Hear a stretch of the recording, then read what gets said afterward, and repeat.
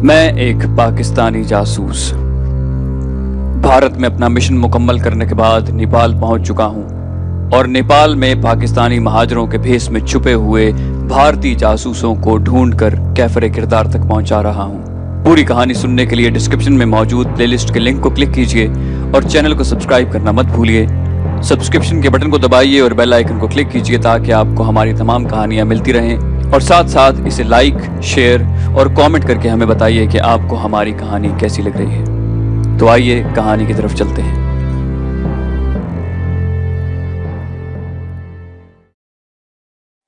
چند دنوں سے مجھے لگ رہا تھا جیسے غیر محسوس طریقے سے میری نگرانی کی جا رہی ہو۔ ہوٹل کی لابی ہو یا سفارت خانے کا کمپاؤنڈ، شیر پنجاب ریسٹورانٹ ہو یا بازار، ہر جگہ مختلف لوگ بلا وجہ میرا پیچھا کرتے دکھائی دیتے۔ تربیت کے مطابق میں نے ان پیچھا کرنے والوں کو جھٹکنے اور ان سے جان چھڑوانے کی بجائے ان کی اصلیت اور ارادے جاننے کی کوشش شروع کر دی۔ میں بعد دوپہر ہوٹل سے نکلتا تو لابی میں چند ایسے لوگ بیٹھے ہوتے جو اس اعلیٰ درجے کے ہوٹل میں کسی صورت بھی رہنے والے یا کسی مہمان سے ملنے والے نظر نہیں آتے تھے۔ میرے باہر نکلتے ہی میرے پیچھے چلتے تھے۔ بعض اوقات ہوٹل کے باہر کھڑے چند اجنبی جس طرف اور جس سواری پر میں جاتا میرے پیچھے لگ جاتے۔ کھٹمنڈو میں خال خال ہی کوئی ٹیکسی نظر آتی تھی اور وہ بھی صرف غیر ملکی اور مغربی سیاحوں کی طاق میں۔ ملکی اور بھارتی مسافروں کو لے جانے سے وہ عموماً اعتراض کرتی۔ سائیکل رکشاؤں کی یہاں بہتات تھی۔ میں نے نگرانی کے شعبے کو جانچنے کے لیے کئی مرتبہ ایسا کیا کہ سائیکل رکشے پر سفارت خانے کے آدھے راستے تک گیا اور پھر رکشہ کو واپس اسی راستے پر بازار کو چلنے کا کہا۔ اناپورنا ہوٹل کے سامنے سڑک بائیں طرف پاکستانی سفارت خانے اور دائیں طرف بازار کو جاتی تھی۔ میرے آدھے راستے سے اچانک واپس پلٹنے سے میرا پیچھا کرنے والے بھی اپنے رکشاؤں کو واپس میرے پیچھے لے آتے۔ اس طرح میرا شک یقین میں بدل گیا۔ میں اپنا پسٹل تو لباس کے نیچے چھپا کر رکھتا تھا، لیکن ایک کھکڑی کمر کے گرد ہمیشہ باندھے رکھتا۔ میں نے نوٹ کیا کہ مختلف اوقات میں 8-9 افراد میرا پیچھا کرتے تھے۔ ان میں سے 3 تو قد و قامت اور رنگ سے بنگالی لگتے تھے، جبکہ باقی 5-6 مضبوط جسم والے قداور تھے۔ ایک روز میں نے ایمبیسی جاتے ہوئے راستے میں اپنا رکشہ اچانک رکوایا۔ میرا پیچھا کرنے والے اتنے نااہل تھے کہ بجائے سیدھا آگے جانے کے انہوں نے بھی اپنا رکشہ رکوا لیا۔ میں رکشے سے اتر کر ان کے پاس چلا گیا اور کرختگی سے پوچھا کہ میرا پیچھا کیوں کر رہے ہیں۔ وہ اس اچانک صورتحال کا سامنا کرنے کے لیے تیار نہ تھے، لگے ادھر ادھر کے بے مقصد جواب دینے۔ میں نے ککڑی نکال کر حملہ کرنے کے انداز میں پکڑ لی اور کہا کہ بکواس مت کرو، اگر آئندہ میں نے تمہیں دیکھا تو یاد رکھنا کہ تمہارا وہ حشر کروں گا کہ جو تمہارے 9 ساتھیوں کا ہو چکا ہے۔ انہوں نے خاموشی سے میری بات سنی اور اپنا رکشہ واپس لیے چلے گئے۔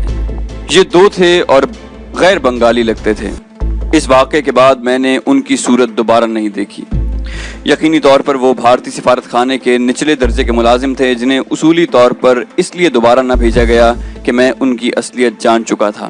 جاسوسی کی اصطلاح میں اسے چہرہ ہو جانا کہتے ہیں۔ اس شام ہوٹل کی لابی میں 3 ایسے افراد بیٹھے تھے جنہیں میں پہلے بھی اپنا پیچھا کرتے دیکھ چکا تھا۔ میں ریسیپشن پر گیا اور مینیجر کو کہا کہ اس اعلیٰ درجے کے ہوٹل میں جسے آپ 5 سٹار کہتے ہیں، بھانت بھانت کے لوگ بلا وجہ لابی میں بیٹھے رہتے ہیں۔ اگر ایسے ہی لوگوں کے درمیان یہاں ٹھہرے ہوئے گیسٹ کو رہنا ہے تو پھر اتنا کرایہ دینے کی کیا ضرورت ہے؟ میں نے اسے کہا کہ یہ 3 افراد یہاں اکثر نظر آتے ہیں، ان سے پوچھیں کہ یہ کس سے ملنے آئے ہیں۔ مینیجر میرے ساتھ ان کے پاس آیا اور پوچھا کہ کس سے ملنا ہے۔ معقول جواب نہ دینے پر مینیجر نے گیٹ کیپر کو کہا کہ انہیں دھکے دے کر باہر نکال دیں۔ ان کے ساتھ ہی میں بھی ہوٹل سے باہر آ گیا اور انہیں کہا کہ تم میرا کئی دنوں سے پیچھا کر رہے ہو، یہاں آ کر میری آمد و رفت کے اوقات دیکھتے ہو اور مجھ سے ملنے والوں کی بھی نگرانی کرتے ہو۔ تمہاری اصلیت میں جان چکا ہوں، اس دفعہ تو تمہیں چھوڑ رہا ہوں، آئندہ اگر ایسی حرکت کی تو بغیر وارننگ کے گولیوں سے بھون دوں گا، یہ بھی دوبارہ نظر نہ آئے۔ لیکن اس کا مطلب یہ نہیں تھا کہ میری سرویلنس ختم ہو گئی ہے۔ اب منجھے ہوئے اور تجربے کار اور ٹرینڈ آدمی میرے پیچھے لگائے گئے۔ یہ سب بھارتی سفارت خانے کی طرف سے ہو رہا تھا۔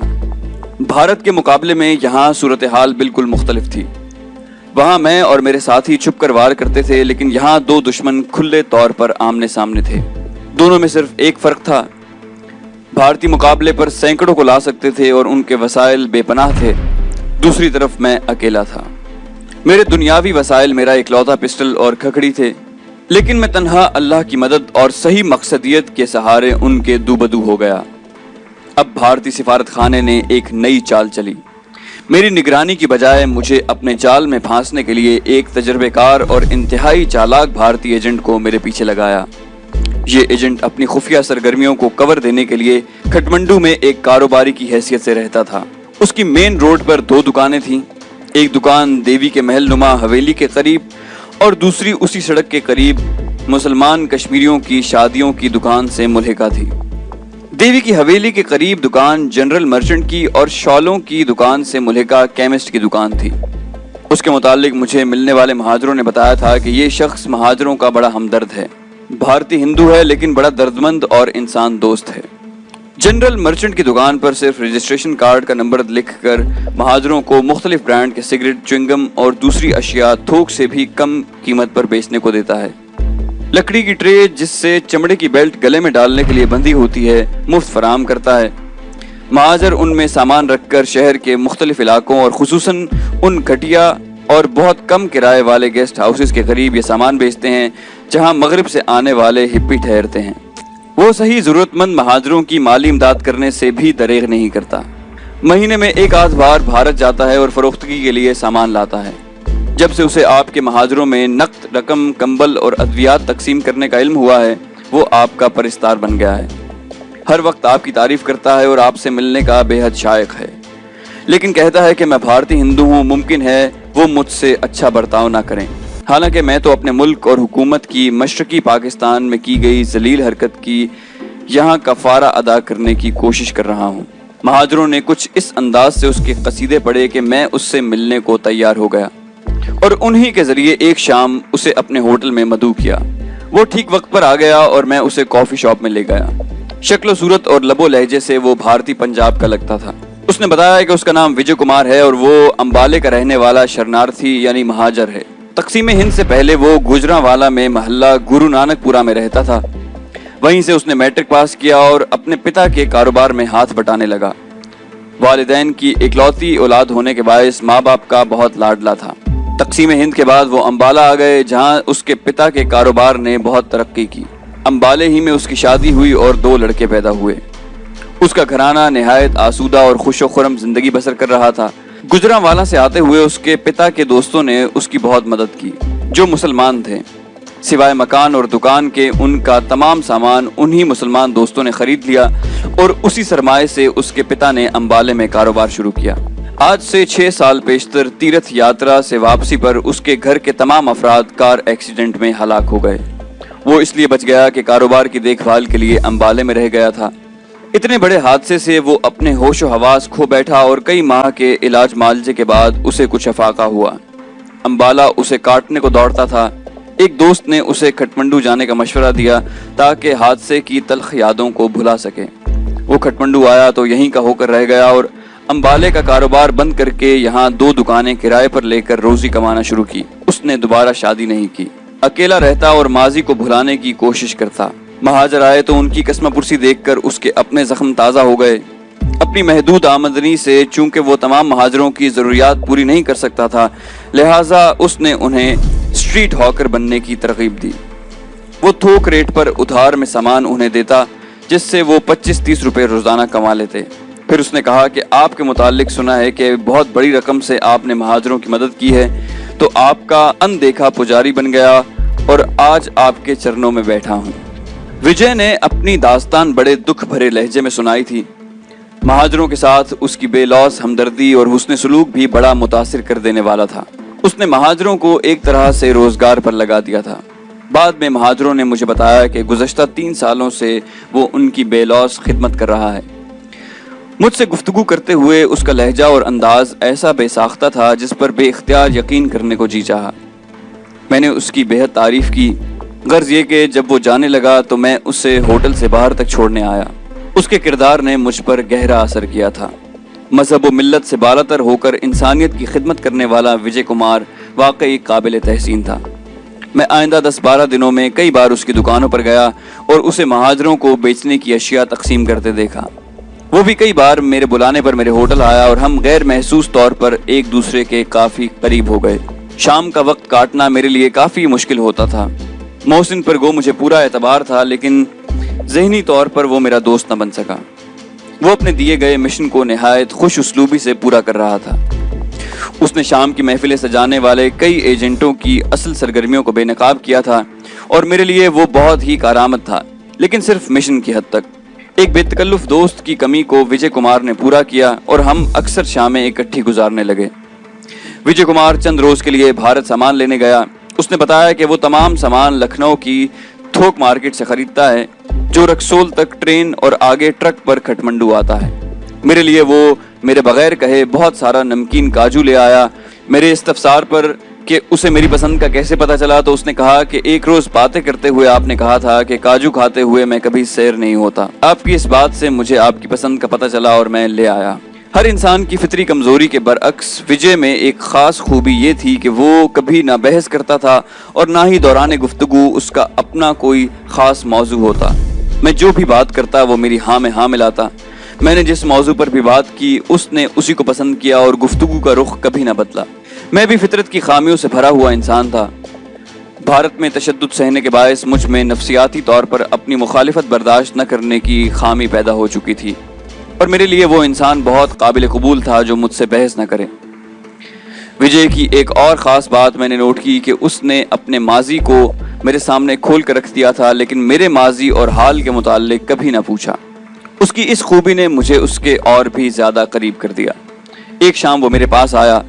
इधर उधर की बातें करने के बाद उसने कहा कि अंबाले से उसके चंद दोस्त आए हैं जो खटमंडू में चंद रोज ठहरेंगे। अगरचे वो उसके पुराने और गहरे दोस्त हैं, लेकिन मुतासिब हिंदू हैं। वो नहीं चाहता कि उनसे मेरा तारुफ कराए, इसलिए यहाँ उनकी मौजूदगी के दौरान अगर मेरा उससे आमना सामना हो जाए तो मैं ला ताल्लुकी जाहिर करूँ और वो भी ऐसा ही करेगा। विजय की इस साफ गोई से उसकी कदर मंजिलत मेरे दिल में और बढ़ गई। मेरे वहम गुमान में भी ना था कि मेरे खिलाफ साजिश का जो जाल बुना जा रहा है विजय उसका मरकजी किरदार है। विजय के दोस्तों की मौजूदगी के दौरान मैंने अपने सिफारत खाने के मिलिट्री अटैची से फ़ोन पर रब्ता किया और कहा कि कुछ अहम मालूमात मिली हैं जो मैं उन्हें बताना चाहता हूं और उन पर मशवरा करना चाहता हूं। एम्बेसी में अगर उनसे मिलूं तो बाकी अफराद चौकन्ना हो जाएंगे। मेरा होटल भी इस मुलाकात के लिए मौजू नहीं, क्योंकि यहाँ पर मेरी निगरानी हो रही है। मिलिट्री अटैची ने कुछ सोचकर जवाब दिया कि ऐसी सूरत में सिर्फ बेहतर जगह चिंगवा चाइनीज रेस्टोरेंट है। आज रात 8 बजे मैं वहीं आ जाऊं। ये रेस्टोरेंट खटमंडू के पौश इलाके में था। मैं रात 8 बजे वहां पहुंच गया। अटैची साहब भी तकरीबन उसी वक्त वहां पहुंचे। हम एक हाफ कैबिन में बैठ गए और खाने का ऑर्डर दिया। मैंने मोहसिन की इकट्ठी की हुई मालूमात उन्हें बताई और कहा कि पाकिस्तान भेजने के लिए महाजरों के कवर में जासूसों की एक टीम तैयार की जा रही है और कई मकानों में उनकी ब्रेन वॉशिंग का सिलसिला जारी है। मेरा प्लांटेड आदमी उनमें से कुछ जगहों पर खुद ब्रेन वॉशिंग की उन महफिलों में शरीक हुआ है। मुझे यूँ महसूस हो रहा है कि जब अफगान एयर की फ़्लाइट्स का दोबारा आगाज़ हो जाएगा तो अनजाने में सिफारत खाने के जरिए जासूसों की एक बहुत बड़ी खेप पाकिस्तान पहुंच जाएगी। मिलिट्री अटैची ने मेरी सारी बातें गौर से सुनी और जवाब दिया कि मेरे अपने मुखबिरों ने भी मुझे ऐसी ही इत्तलात दी हैं। मैं ये भी जानता हूँ कि महाजरों के बेस में छुपे मुक्ति बाहिनी के 9 जासूसों को ठिकाने लगाने में तुम्हारा हाथ है। फिल वक्त तो हमें इनसे नजात मिल गई है, लेकिन हम सब कुछ जानते हुए भी इन ब्रेन वॉश करने वाले महाजरों का कुछ नहीं कर सकते। ये मुसलमान हैं और सुकूत ढाका के बाद मशरकी पाकिस्तान से आए हैं। भारत में क़याम के दौरान उनकी किसी मजबूरी या कमज़ोरी के बायस भारतीय जासूसी एजेंसियों ने उन्हें ये मजमूम काम करने पर आमादा किया और वही उन्हें माली इमदाद भी दे रहे हैं। मिलिट्री अटैची ने अपनी मजबूरी भी बता दी कि उसे हर काम अपनी हुदूद और कानून के दायरे में रहकर ही करना पड़ता है। सब कुछ जानते हुए भी वो कुछ न कर सकता था। मिलिट्री अटैची ने यह वादा किया कि अगर उसके इल्म में कोई नई बात आई तो वो जरूर मुझे आगाह करेगा। हमारी ये मीटिंग खत्म हुई तो मैं अफसरदा दिल लिए अपने होटल में वापस चला आया। मेरे सामने बचे कुचे घर को जला डालने के असबाब हो रहे थे और मैं अकेला कुछ न कर सकता था। ऐसे हालात में मुझे कानून के दायरों में काम करने वालों की नहीं बल्कि ऐसे सरफिरे दीवानों की जरूरत थी जो मेरे घर को बचाने के लिए बेखतर मेरे दुश्मनों से भिड़ जाते। दिल्ली से कैसर और लड़कों को दोबारा बुलाना उनके लिए खतरे का बायस था। नेपाली पुलिस ने जाहिरन तो मुक्ति बाहिनी वालों के कत्ल की तफ्तीश दाखिल कर दी थी, लेकिन मुझे इल्म था कि उनका जासूसी का महकमा खामोश नहीं बैठा है। राजदारी उनका अव्वलीन उसूल था और वो सिर्फ उसी वक्त जाहिर होते हैं जब उनके हाथ मुकम्मल सबूत आ जाए। अगर मामला सिर्फ उनकी ब्रेन वॉशिंग करने तक ही महदूद होता तो इसका हल ये था कि फ़्लाइट शुरू होने के बाद उन्हें पहली परवाज़ पर पाकिस्तान भिजवा दिया जाए, जहां एयरपोर्ट पर मेरा महकमा उनका इस्तकबाल करे اور وہ ان سے سب کچھ اگلوا لے۔ لیکن فلائٹ شروع ہونے کا دور دور تک نشان نہ تھا۔ جب تک فلائٹ شروع ہوتی یہ برین واش کرنے والے نامعلوم کتنے مہاجروں کو اپنے چنگل میں پھانس چکے ہوتے۔ پاکستان پہنچنے والے تمام مہاجرین کی جانچ پڑتال کرنا ناممکن تھی۔ میں بڑے مخمسے میں پھنس گیا۔ یہ مہاجر اکیلے نہیں بلکہ اپنی فیملیز کے ساتھ یہاں ٹھہرے ہوئے تھے اور انہیں ہلاک کرنے کی صورت میں ان کے بال بچے بے یار و مددگار رہ جاتے۔ کچھ سمجھ میں نہیں آتا تھا کہ ان کے ساتھ کیا سلوک کیا جائے۔ اسی سوچ میں کئی دن گزر گئے لیکن کوئی حل نہ ملا۔ میں ایک روز رات کے کھانے کے لیے چنگوا ریسٹورنٹ میں گیا۔ اس ریسٹورنٹ کے مالک چینی مسلم تھے اور شام کو کاؤنٹر پر ان کی جوان لڑکی بیٹھتی تھی۔ سر کو مسلم انداز سے ڈھانپنے سے ہی مجھے معلوم ہو گیا کہ وہ مسلمان ہیں۔ کھانے کے بعد میں قہوہ پی رہا تھا کہ کاؤنٹر والی لڑکی میرے پاس آئی اور انگریزی میں مجھ سے کہا کہ 3 چینی مسلم مجھ سے ملنا چاہتے ہیں۔ میں حیران تھا کہ کھٹمنڈو میں میرا کوئی چینی واقف نہیں، پھر یہ 3 کون تھے؟ میں نے لڑکی سے کہا کہ میں یہاں کسی چینی کو نہیں جانتا، تمہارے ریسٹورنٹ میں بھی صرف چند مرتبہ آیا ہوں، بہرحال میں ان انجانے لوگوں سے ملنے کو تیار ہوں۔ لڑکی جو میرے جواب کا انتظار میں خاموش کھڑی تھی مسکراتی ہوئی بولی، ریسٹورنٹ کے ساتھ ہی ہمارا گھر ہے، وہاں پر ملنا بہتر اور محفوظ ہوگا۔ محفوظ لفظ کا سن کر میں چونکا، گویا یہاں بھی میری وجہ شہرت پہنچ چکی تھی۔ میں لڑکی کی رہنمائی میں اس کے گھر گیا۔ مجھے ایک چائنیز انداز کے سجے ہوئے ڈرائنگ روم میں بٹھا دیا گیا۔ اس کی دیواروں پر لگی خانہ کعبہ اور روضہ رسول صلی اللہ علیہ وسلم کی تصاویر سے مجھے یقین ہو گیا کہ یہ مسلمان گھرانہ ہے۔ لڑکی نے مجھے بتایا کہ مجھے ملنے کے خواہش مند آدھے گھنٹے کے اندر یہاں پہنچ جائیں گے کیونکہ انہیں ان کے گھروں سے بلایا گیا ہے۔ لڑکی نے بتایا کہ وہ ہمارے درمیان ہونے والی گفتگو کی مترجم کا کام انجام دے گی کیونکہ وہ لوگ انگلش نہیں جانتے۔ اس نے بتایا کہ کئی روز پہلے ان لوگوں نے ریسٹورنٹ تک میرا پیچھا کیا تھا لیکن چونکہ میرے ساتھ پاکستانی سفارت خانے کا افسر تھا اس لیے بات نہ ہو سکی۔ انہوں نے لڑکی کو کہہ دیا تھا کہ آئندہ جب بھی میں ریسٹورنٹ میں آؤں تو وہ انہیں فوری اطلاع دے۔ میرے مزید کریدنے پر لڑکی نے بتایا کہ وہ میرے دشمن نہیں بلکہ میرے خیر خواہ ہیں۔ آدھا گھنٹہ پورا ہونے سے پہلے ہی جوان اور ورزشی جسم کے 3 چائنیز آ گئے۔ انہوں نے چینی لہجے میں سلام علیکم کہا اور مجھ سے مصافحہ کر کے سامنے صوفے پر بیٹھ گئے۔ انہوں نے ہی گفتگو کا آغاز کیا اور کہا کہ انہیں اپنے محکمے کی طرف سے میری حفاظت کرنے اور میری مدد کرنے کا کام سونپا گیا ہے۔ میں ان کی بات نہ سمجھ سکا اور کہا کہ میں نے تو کبھی اپنی حفاظت اور مدد کے لیے کھٹمنڈو میں کسی سے نہیں کہا۔ وہ تفصیلاً بتائیں کہ وہ کون ہیں اور کس محکمے نے انہیں یہ کام سونپا ہے۔ لڑکی مترجم بنی ہوئی تھی۔ میں نے اسے کہا کہ وہ میرا سوال صاف صاف انہیں سمجھائے اور یہ بھی کہے کہ وہ شاید کسی دوسرے کے مغالطے میں مجھ سے بات کر رہے ہیں۔ لڑکی نے انہیں میرا سوال سمجھایا تو انہوں نے آپس میں خسر پھسر کی اور پھر لڑکی کو جو کچھ کہا اس کا لب لباب یہ تھا کہ وہ مجھے اپنے محکمے کا نام نہیں بتا سکتے، میری حفاظت اور مدد کرنے کے احکام انہیں ان کے محکمے نے دیے ہیں اور اپنی سچائی اور میرے کسی غلط فہمی میں مبتلا ہونے کی صورت میں یہ لفافہ مجھے دینے کی ہدایت کی گئی ہے۔ میں نے لفافہ لے کر چاک کیا تو میری آنکھیں پھٹی کی پھٹی رہ گئیں۔ ایک چھوٹے سے کاغذ پر میرے محکمے کا نام، میرا اصل نام اور میرا بنیادی کوڈ نمبر لکھا تھا۔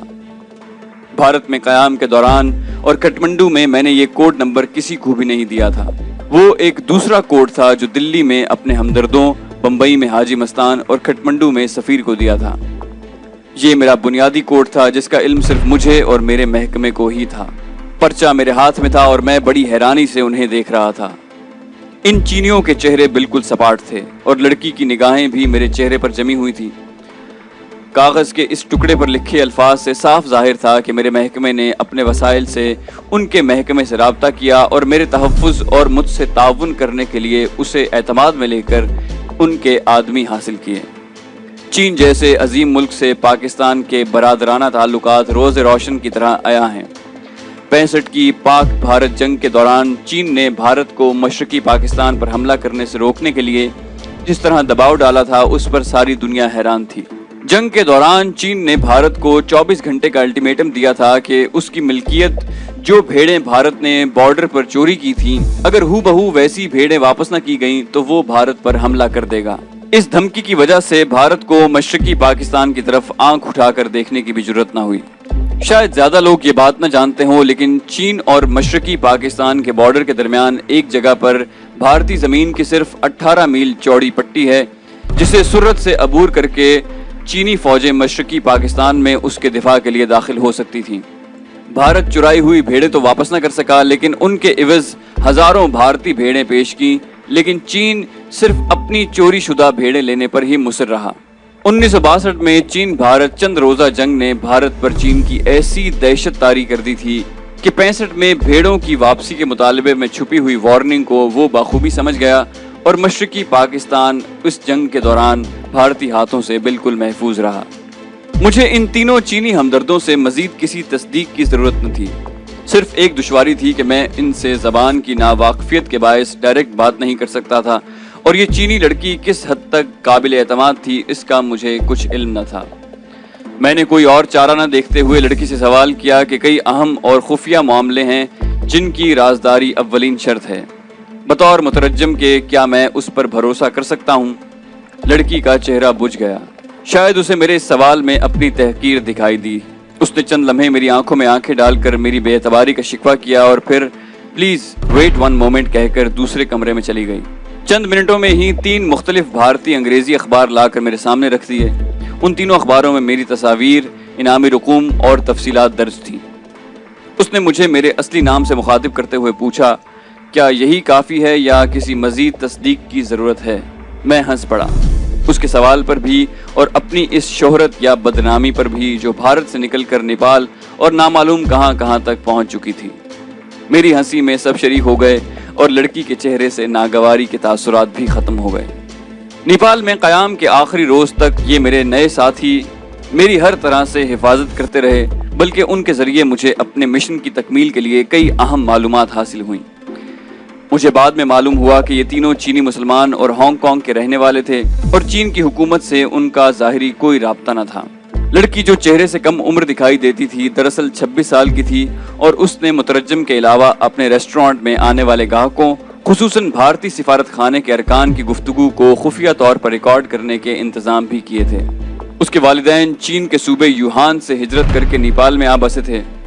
वालिदैन की ये इकलौती बेटी अपने निडरपन, साफ गोई और ज़हनी हम आहंगी से गैर महसूस तौर पर मेरे खासे करीब आ गई। इसके वालिदैन ने मुझे खटमंडू में मुस्तकिल क़याम या मेरे निकाह के बाद अपनी बेटी को पाकिस्तान भेजने की पेशकश भी की। मैंने भी बहुत संजीदगी से इसके बारे में सोचा। मैं अगरचे शादीशुदा और एक बच्चे का बाप था, लेकिन इस लड़की में जो खूबियाँ थीं और मेरे साथ उसकी जो ज़हनी हम आहंगी थी, उससे मैं अपनी इज़्दिवाजी ज़िंदगी में यकसर महरूम था। हम दोनों मुस्बत फैसले पर पहुंचने के बिल्कुल करीब थे कि एक रोज़ ये लड़की तेज़ी से मोड़ काटते हुए स्टीयरिंग पर काबू न रख सकी। उसकी कार सैकड़ों फुट गहरी खाई में जा गिरी और ये लड़की अपनी वालिदा समेत इस हादसे में हलाक हो गई और हमारे सारे प्रोग्राम अधूरे के अधूरे रह गए। अगर इंसान की सभी ख्वाहिशात पूरी हो जाएं तो वो खुद को खुदा समझ बैठे। हज़रत अली करमल्लाहु वजहो का कौल है, मैंने अपने इरादों के टूटने से अल्लाह को पहचाना। वाकई इंसान बेहद मजबूर और महदूद है। बेहदो हिसाब कुव्वतों और हर शय की खालिक और मालिक सिर्फ अल्लाह की ज़ात है। हम फ़ानी इंसान अपनी कामयाबियों को अपना कारनामा समझते हैं, हालांकि हमारी हर कामयाबी और नाकामी उस ज़ात बारी ताला की रज़ा की मोहताज है और वो किसी की मोहताज नहीं। मैंने इन चीनी हमदर्दों को कहा कि ठीक 1 हफ्ते के बाद आज ही के दिन उसी वक्त वो मुझे मिलें ताकि इस दौरान मैं अपने मिशन को आखिरी शक्ल दे सकूं। इस तरह उन्हें ये बताने में आसानी होगी कि वो मेरा किस हद तक साथ दे सकते हैं। वो मिलने का वादा करके बड़ी गर्मजोशी से रुखसत हुए। मैंने लड़की से उस पर शक करने की माजरत की और अपने होटल वापस चला गया। अब मुझे ये तसल्ली हो गई थी कि मैं खटमंडू में अपने फ़राइज़ की अदायगी में तनहा नहीं, बल्कि चंद बेलौस हमदर्द मेरे साथ हैं। होटल पहुंचा तो मोहसिन मेरे इंतज़ार में लॉबी में बैठा था। मैंने उसे कहा कि महफिल जमाने और ब्रेन वॉश करने वालों की रिहाइश गाहों और उन तक जाने के मुकम्मल नक्शे मुझे बना कर दे। उनके नाम और महफिलें ख़त्म होने के औकात भी नोट करे और ये सब तफसीलात मुझे 6 दिनों में लाजिमन पहुंचा दे। मोहसिन ने अपनी डायरी में उनके मुताल्लिक पहले ही बहुत कुछ नोट कर रखा था। बाकी मतलूबा तफसीलात उसने 3-4 रोज़ में इकट्ठी करके मुझे दे दी। 5 अफराद ऐसे थे जिनके घरों में ब्रेन वॉशिंग होती थी। उनकी मजीद तस्दीक के लिए मैंने मिलिट्री अटैची से उसको फराहम शुदा लिस्ट मांगी तो उसमें भी सिर्फ उन ही 5 लोगों के नाम थे। पूरे तौर पर अपनी तसल्ली कर लेने के बाद मैं इस तजब्जुब में था कि इन लोगों के साथ क्या सलूक किया जाए। मुझे बार बार उनकी फैमिलीज का ख्याल आता था कि इन अफराद को कैफर किरदार तक पहुंचाने के बाद उनका क्या बनेगा और वो बेसहारा रह जाएंगे। اور ان کو ڈھیل دینے کا مطلب تھا کہ پاکستان کے مفاد کے خلاف کام کرنے والوں سے صرف نظر کیا جائے اور اپنی آنکھوں کے سامنے دشمنان پاکستان کو بے ضرر مہاجروں کو پاکستان دشمنی کے انجیکشن لگاتے چپ چاپ دیکھا جائے۔ اس صورت میں میں اپنے وطن سے غداری اور اپنے فرض سے جان بوجھ کر چشم پوشی کا مرتکب ہوتا۔ اگر میں ان کی سرگرمیوں پر خاموش رہ کر ان کے پاکستان پہنچنے اور وہاں اپنے محکمے کو ان سے نبٹنے کے لیے چھوڑ دیتا تو اس عرصے میں نامعلوم کتنے سادہ اور ناسمجھ مہاجروں کو یہ اپنے چنگل میں پھنسا چکے ہوتے۔ پاکستان میں بھی ان کا یہی حشر ہونا تھا جو میں یہاں کر سکتا تھا، لیکن یہاں میں برائی کو مزید پھیلنے سے روک سکتا تھا۔ میں نے بالآخر یہ طے کیا کہ ان سے یہاں ہی نپٹا جائے۔ 7ویں روز میں ان کے متعلق پوری تفصیلات لے کر چنگوا ریسٹورنٹ میں گیا اور چینی ہمدردوں کو ان کے گھروں اور راستوں کی تمام تفصیل بتا دی۔ میں نے باہم مشورے کے بعد آئندہ شام ملنے اور اسی رات ایکشن لینے کا فیصلہ کیا۔ ان کے گھروں تک پہنچانے اور ان غداروں کو پہچاننے کی ذمہ داری محسن کے سپرد تھی۔ واپسی پر میں نے محسن کو آئندہ رات کا سب پروگرام سمجھا دیا۔ اسے ان چینی دوستوں کو ان کے گھروں تک لے جانا اور دروازے کھلوا کر ان کی نشاندہی کرنی تھی، باقی کام چینی دوستوں نے کرنا تھا۔ شام کو میں محسن کے ہمراہ ریسٹورنٹ گیا۔ محسن کو باہر چھوڑ کر میں چینی دوستوں سے ملا۔ ان کا طریقہ واردات بڑا انوکھا اور نیا تھا۔ ان کے پاس ایئر فریشنر کے سائز کے سلنڈر تھے جن میں انتہائی زہریلی گیس بھری ہوتی تھی۔ ان کے بقول یہ گیس کسی کے چہرے پر خارج کرنے سے چند سیکنڈ میں اس کی موت واقع ہو سکتی تھی۔ گیس سے محفوظ رہنے کے لیے وہ گیس ماسک بھی لائے تھے۔ رات 11 بجے ایکشن کا وقت مقرر ہوا۔ جب سب باتیں طے ہو گئیں تو میں نے محسن کو ان سے ملوایا۔ اس مشن میں چونکہ عملی طور پر میرا کوئی حصہ نہ تھا، اس لیے میں محسن کو ان کے سپرد کر کے اپنے ہوٹل میں چلا گیا۔ تھوڑی دیر بعد ہی فون کی گھنٹی بجی۔ لائن پر لڑکی تھی، اس نے کہا کہ میں فوراً ریسٹورنٹ میں آ جاؤں۔ ہوٹل میں میری انٹری درج ہو چکی تھی۔ میں ٹہلنے کے بہانے باہر نکلا اور رکشے پر ریسٹورنٹ پہنچ گیا۔ لڑکی نے بتایا کہ ایک تو محسن کو انگریزی نہیں آتی، دوسرے گاڑی چاہیے۔ پروگرام چونکہ اچانک بنا تھا اس لیے گاڑی کا انتظام کرنا ہم سب بھول گئے تھے اور اب مجھے سردار ہرنام سنگھ شیر پنجاب ریسٹورنٹ کے مالک سے گاڑی لینی تھی۔ لڑکی نے میری یہ مشکل بھی اپنی گاڑی دے کر آسان کر دی۔ رات 10:30 بجے ہم پانچوں اپنے پہلے ہدف کی طرف روانہ ہوئے۔ میں نے محسن کے کہنے کے مطابق گاڑی مین سڑک پر روک دی اور محسن ان تینوں کے ساتھ ایک گلی میں داخل ہو گیا۔ تقریباً 20 منٹ کے بعد وہ واپس لوٹے۔ محسن نے بتایا کہ کام ہو گیا ہے، اب ہم دوسرے گھروں کی طرف روانہ ہوئے۔ ان بدبختوں کے بیوی بچوں کا پردیس میں بے یار و مددگار رہ جانے کا خیال مجھے پریشان کیے ہوئے تھا۔ یہ انتہائی قدم میں نے بہت مجبوری کی حالت میں اٹھانے کا فیصلہ کیا تھا۔ دوسری کوئی صورت مجھے نظر نہیں آ رہی تھی۔ ان موذیوں سے پیچھا چھڑانا بھی لازمی امر تھا۔ 3 گھنٹے میں ان پانچوں کو ٹھکانے لگا کر ہم واپس لوٹے۔ چینی راستے میں ہی اتر گئے۔ ان کے جانے سے پہلے بہت ہی مشکل سے میں انہیں صرف یہ سمجھا سکا کہ 10 روز بعد شام کو وہ مجھے ریسٹورنٹ میں ملیں۔ بہت بوجھل دل کے ساتھ میں ریسٹورنٹ تک پہنچا۔ محسن کو بھی میں نے راستے میں ہی گیسٹ ہاؤس اتار دیا تھا۔ لڑکی اور اس کے والدین ابھی تک ہماری راہ دیکھتے ہوئے جاگ رہے تھے۔ اس وقت رات کے 2:30 بج رہے تھے اور میرے سر میں سخت درد ہو رہا تھا۔ اس وقت ہوٹل جانا بھی مناسب نہ تھا۔ لڑکی نے میری حالت دیکھتے ہوئے چائے بنائی اور اپنے والدین کی مرضی پر مجھے بقیہ رات وہیں گزارنے کا کہا۔ میں بھی بے حال ہو رہا تھا۔ ان کا گھر خاصا بڑا تھا۔ ایک کمرے میں میرے سونے کا انتظام کر دیا گیا۔ لڑکی نے چائے کے ساتھ مجھے ایک ٹیبلٹ دی اور میں نے پریشان دل و دماغ کے ساتھ چند گھنٹے سوتے جاگتے گزار دیے۔